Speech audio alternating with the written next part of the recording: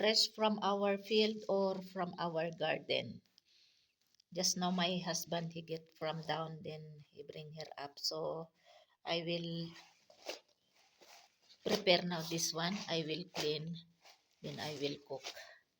And this is this kind of vegetable. This is Chinese pichay or cram. They call it here cram. And this is fenugreek leaves or they call it here methi.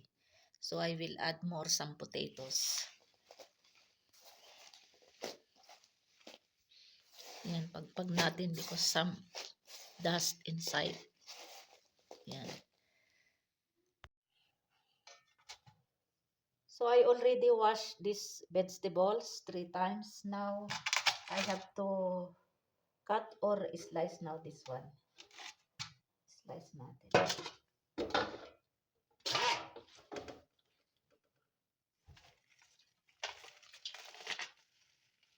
This is the way how they slice and cut this vegetable here. Not unlike in Philippines, no need to cut. Yung buo-buo ba? Lalo nitong pichay o Chinese pichay. Ganito sila Dapat ganito yung pag-slice, pag-cut ng mga green leafy vegetables.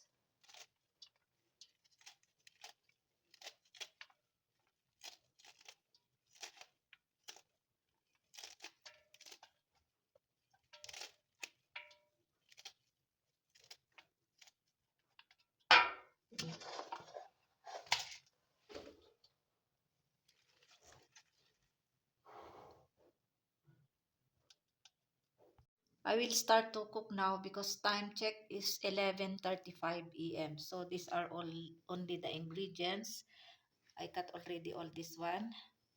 And potatoes, I add some slices of potatoes, onions, tomatoes, green chilies. No need to put garlics. And salt and turmeric powder and chili sauce, chili powder. Turmeric powder and chili powder, sorry. So this only the main seasoning of this vegetables curry. Now we'll put now these onions here in wok, my non-stick wok. Now we'll put now onions. No need to brown this one, just slightly saute these onions.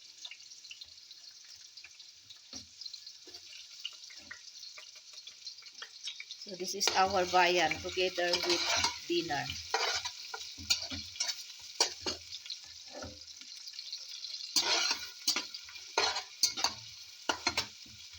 And this is fresh from our garden.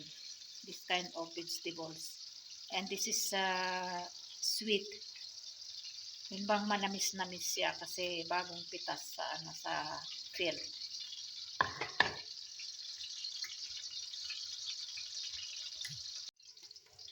We'll put now these potatoes also.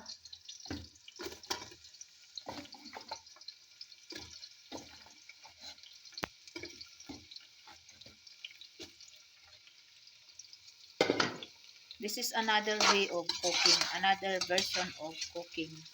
And this is easy way to cook.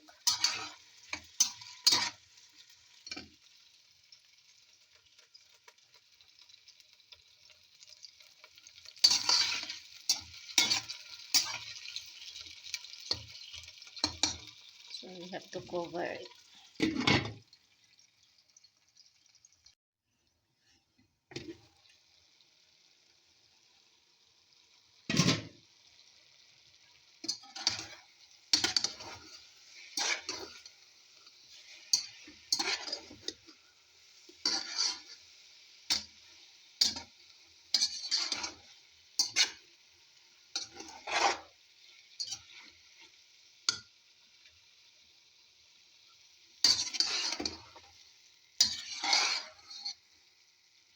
So this is almost cooked, but we have to cook more 5 minutes because I cook only in very slow fire.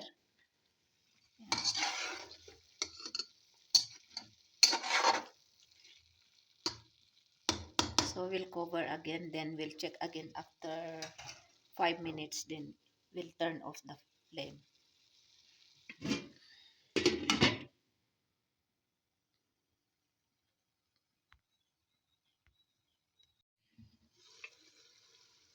Now let's check again for the last time. I'm sure this is already cooked.